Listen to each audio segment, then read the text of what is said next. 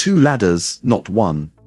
Why creators with mixed audiences need separate value paths. Trying to funnel a hobbyist and a business client up the same three offers is why neither one buys. A photographer we'll call Dana has two kinds of followers.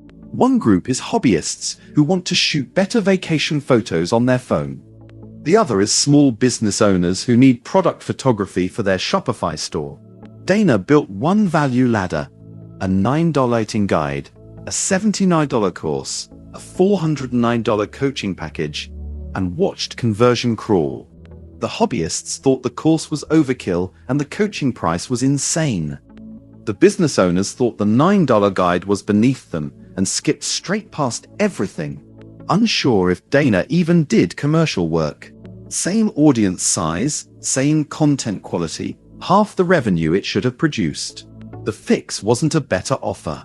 It was admitting Dana didn't have one audience, she had two, and one ladder can't serve two very different definitions of worth paying for. How to tell you actually have two audiences, not one. Plenty of creators worry they need to segment when they don't. A single audience with a range of budgets is normal, and one ladder handles it fine. The real signal is a difference in why people buy, not just how much they can spend. A beginner buying your $19 template wants to learn and experiment. A business buying the same category of thing wants a problem solved by Tuesday and doesn't care how the sausage gets made. Ask yourself, if I put my most expensive offer in front of my whole list today, would one segment feel insulted by the price and another feel insulted by how basic it is? If yes, you're not pricing wrong. You're routing everyone through the wrong door. Build the entry points separately. Don't share a lead magnet. The single biggest architecture mistake is using one free lead magnet to feed both ladders. 10 Tips for Better Photos guide will pull in exactly one type of buyer, and it's not the business owner looking to hire someone. If you want two ladders, you need two front doors, a beginner-facing freebie, 5-minute phone photography cheat sheet, and a professional-facing one, the product photography checklist Shopify brands use before launch.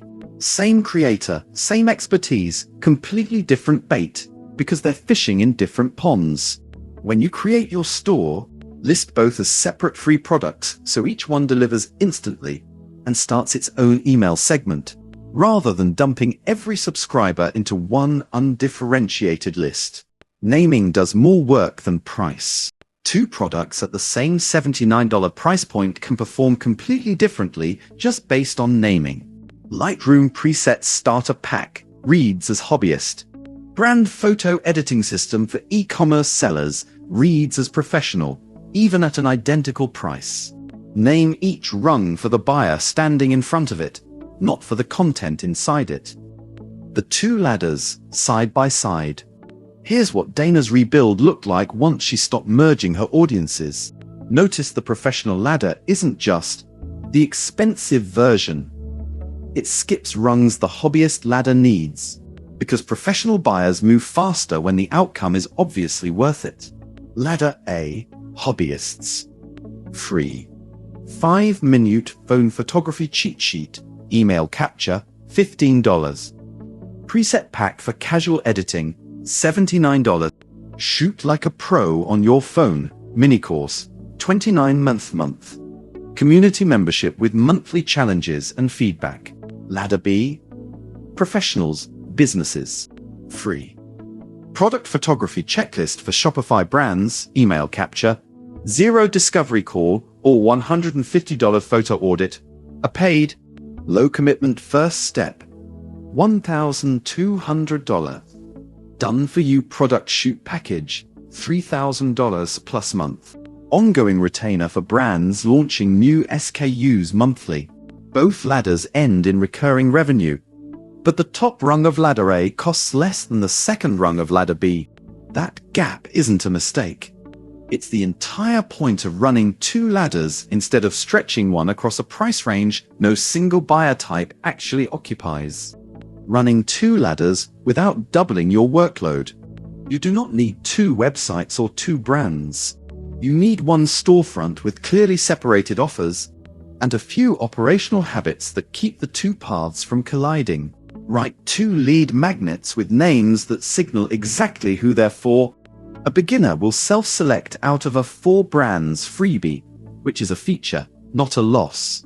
Group each ladder's products together in your store designer using content blocks and headers, so a visitor scanning your page instantly sees, "Oh, this section is for people like me."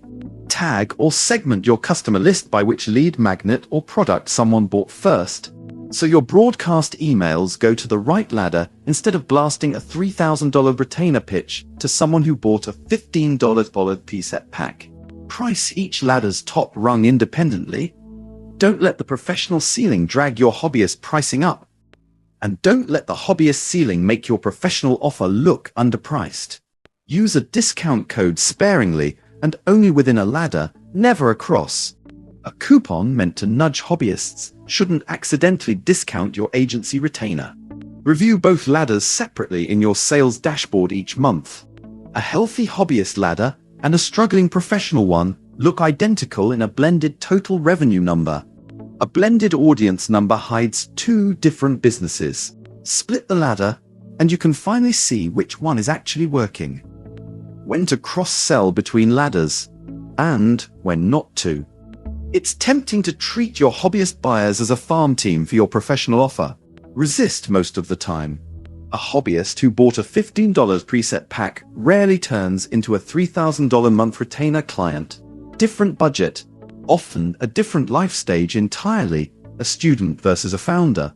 The exception worth building for is the rare hobbyist who mentions, in a reply or support message, that they're actually running a small business on the side. That's a real signal, not a guess, and it's worth a personal note pointing them to ladder B. Automating a blanket upgrade to our business tier. Email to your whole list, on the other hand, mostly trains your biggest fans to tune out your emails. Check the FAQ if you're unsure how broadcast segmentation works before you send one. The real cost of forcing one ladder. The hidden damage of a merged ladder isn't just lost sales today. It's slower compounding. Every hobbyist who feels talked down to by a business-priced upsell unsubscribes a little faster. Every business prospect who bounces off a beginner-coded freebie never gives you a second look. 2 ladders cost you almost nothing extra to run. A bit more setup in your store designer. A bit more care in your email segments. But they let both audiences feel like the offer was built specifically for them, which is exactly the feeling that gets people to actually click buy instead of just liking the post. If you've been sitting on one blended ladder and wondering why growth has stalled, this is usually the fix, and it's a lot faster to implement than a rebrand or a new niche. For more frameworks like this, browse the blog, or just go build it. Open your store, fan and start splitting your offers today. Key takeaways. A single value ladder assumes one buyer psychology. Mixed audiences, hobbyist versus professional, beginner versus business. Need 2 parallel ladders with different price ceilings and different language. The tell that you have 2 audiences isn't demographics. It's why they'd pay. Pleasure curiosity buyers versus ROI outcome buyers. Each ladder needs its own entry-led magnet. A shared top-of-funnel freebie that tries to appeal to both usually appeals to neither. You don't need 2 storefronts. You need 2 clearly labeled offer sets, distinct naming, and separate email segments so each buyer only ever sees their own path. Cross-selling between ladders should be rare and deliberate, not automatic. Most hobbyists never become clients, and pushing them toward business pricing just triggers unsubscribes. Start your creator store free at store.fan.